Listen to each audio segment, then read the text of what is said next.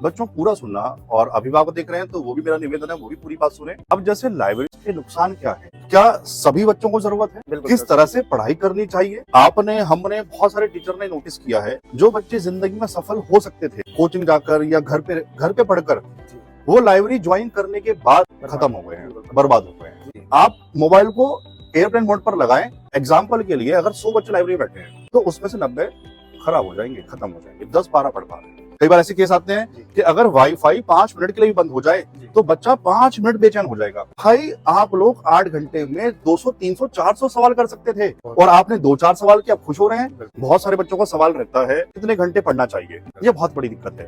तो हिमांशु सर, हमारी अभी लाइब्रेरी पे चर्चा हुई थी 2-3 दिन पहले, तो आपने उसके कुछ फायदे मुझे बताए थे। आजकल मैं देख रहा हूँ हर दूसरी गली में लाइब्रेरी खुल रही है। हाँ। तो सर इसके मैं कुछ नुकसान भी देख पा रहा हूँ, तो आप उसको थोड़ा अच्छे से बता पाए, बच्चों तक आवाज पहुंचा पाए अपनी। देखो, सबसे पहले मैं अपनी ऑडियंस को, बच्चों को ये बता दूं, अगर कोई भी चीज है तो उसके फायदे भी हैं, उसके नुकसान भी हैं। जी सर।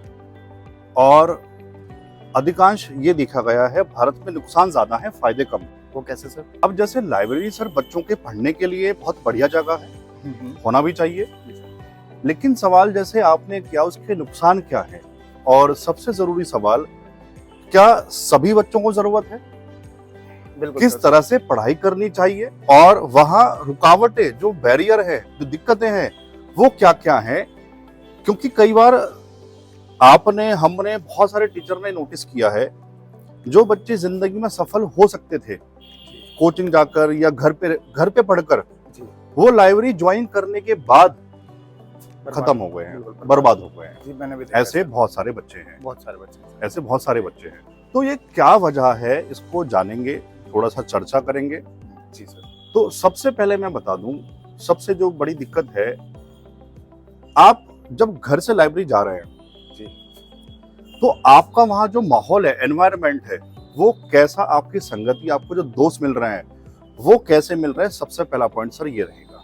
तो दोस्तों पे बहुत निर्भर करेगा। अब मान लो आप तैयारी कर रहे हैं एसएससी की। जी सर। आपने दोस्त बना लिए, मुझे नहीं कहना चाहिए, एसएससी जीडी तैयारी कर रहे हैं, यूपी कांस्टेबल की। तो सर देखो, सिलेबस में बहुत बड़ा फर्क है।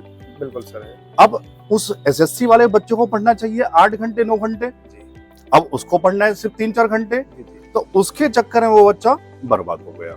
तो सर इसको थोड़ा अच्छे शब्दों में आप ये कह सकते हैं कि 12वीं का बच्चा और 8वीं का बच्चा। हाँ, ऐसा कह सकते हैं कि एक 10वीं क्लास का बच्चा है, एक 12वीं का, सिलेबस में तो अंतर है। जी सर। अब वो ये नहीं समझ पा रहा।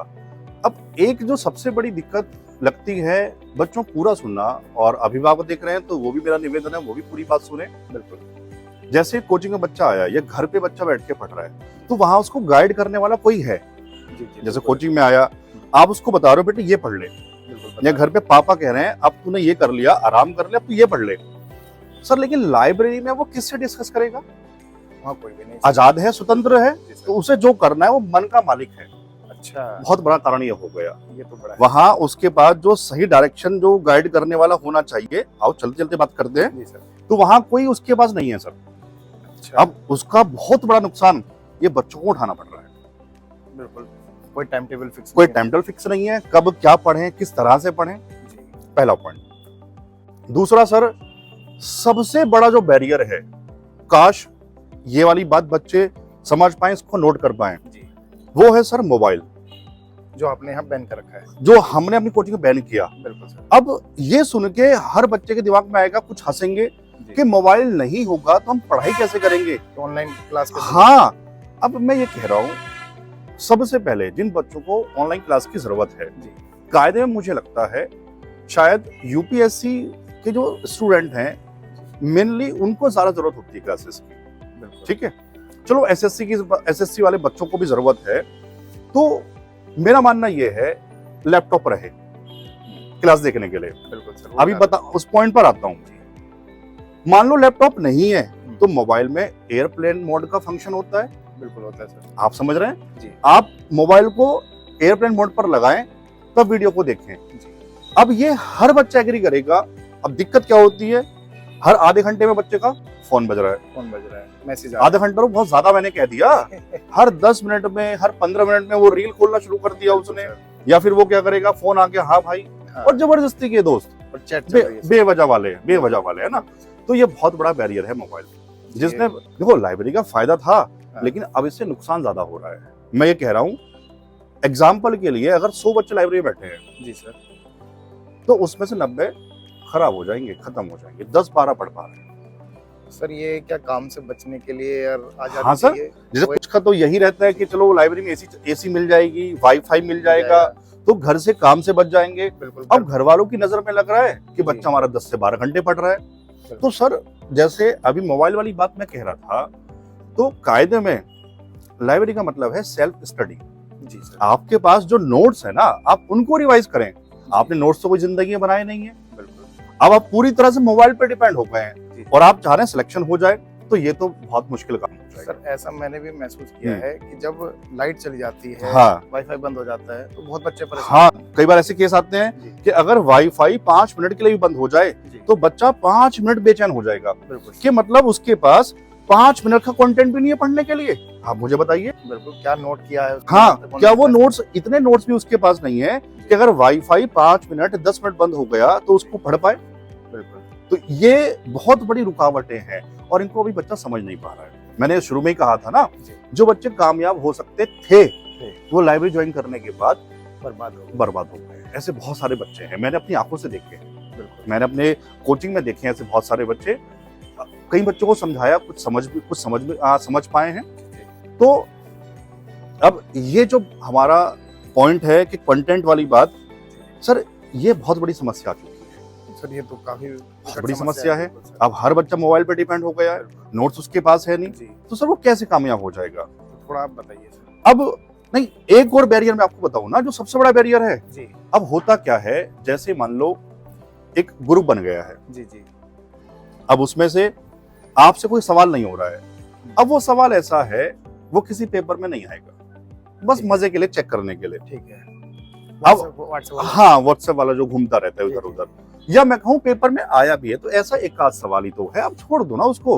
अब बच्चा क्या कर रहा है, भाई तू बता, भाई तू बता, भाई तू बता, और उस एक सवाल को करने के लिए वो पूरे दिन का 8 घंटे का शेड्यूल खराब कर देंगे, पूरे 8 घंटे का, और शाम को खुश होके जा रहे हैं हमने एक सवाल कर लिया। भाई आप लोग 8 घंटे में 200, 300, 400 सवाल कर सकते थे और आपने 2-4 सवाल किए, आप खुश हो रहे हैं, तो आपने वो दिन आज का खराब कर दिया अपना। ऐसा ही तो हो रहा है। आप मुझे बताओ, नहीं सही बात कर रहे हो आप, हम लोग जब यहाँ बच्चों को बैठा के पढ़ा रहे हैं तो 2 घंटे में हमारा टारगेट रहता है 150-200 क्वेश्चन करवाने का रहता है बच्चों से, और मुझे लगता है लाइब्रेरी में बच्चा बैठ के 8 से 10 घंटे में 200 सवाल नहीं कर पाता होगा। ऐसे कितने बच्चे जो ईमानदारी से पढ़ रहे हैं? आपने 8 से 10 घंटे कहा, तो मेरा एक छोटा क्वेश्चन ये भी है, क्या जैसे छोटा पेपर होता है, कांस्टेबल, एसएससी जीडी या कोई भी छोटे पेपर है एमपीएससी, तो इनके लिए 12-12, 13-13, 14-14, 15 घंटे पढ़ना सर कैसे? हाँ, अब ये बहुत बढ़िया सवाल इन्होंने कहा, सर ने पूछा, बहुत सारे बच्चों का सवाल रहता है कितने घंटे पढ़ना चाहिए। ये बहुत सारे बच्चे कई बार अक्सर क्लास में ही पूछते हैं, मैसेज भी आते हैं। तो अब इसका जवाब तो सर ये है, जैसे बहुत सारे छोटे एग्जाम हैं, उसमें बच्चा 10-10 घंटे बैठ के पढ़ रहा है, 10 घंटे का शेड्यूल, 12 घंटे का शेड्यूल, और फिर भी 2 साल 3 साल उसको हो गए और वो एक रिटर्न पास नहीं कर पा रहा है। क्या वजह है इसके पीछे की?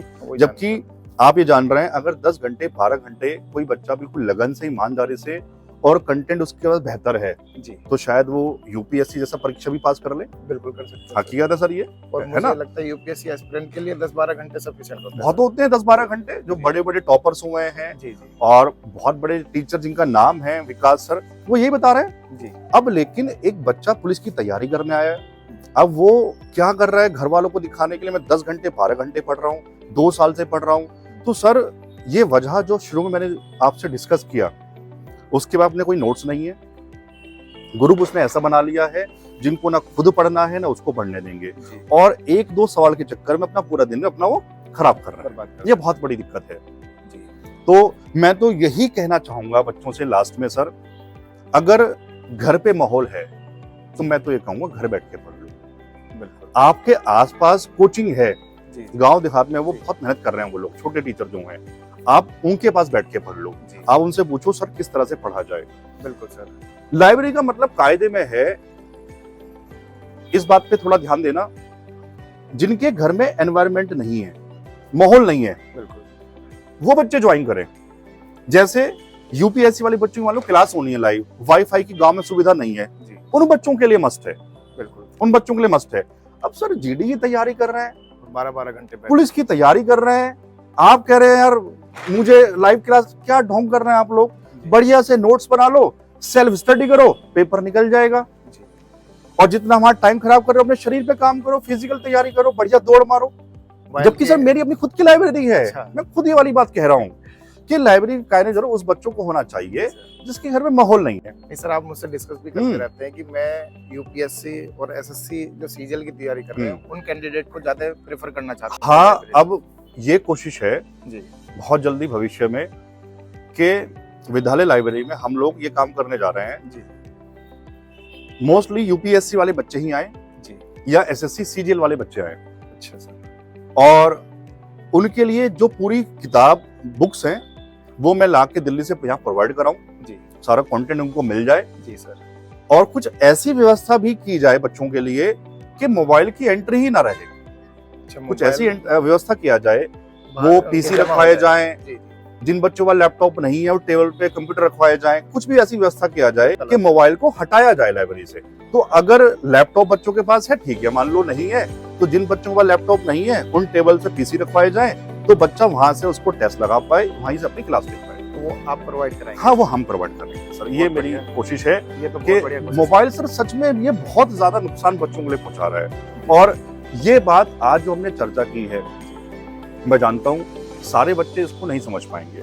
अगर सर 2 बच्चों ने, 3 बच्चों ने या 2-4 पेरेंट्स ने भी हमारी बात समझ ली, तो जो आज हमने ये टॉपिक पे हमने बात किया है, शायद ये हमारी बात सफल हो जाएगी। और अगर 1-2 बच्चों को बचा पाए तो ये हमारे लिए बहुत गर्व की बात होगी सर। बिल्कुल सर, क्षेत्र में इतना बदलाव ही, छोटे-छोटे बदलाव ही बड़े बदलाव। हाँ सर, ठीक है तो बच्चों, आज all the key best, video में इतने रखते हैं। जय हिंद।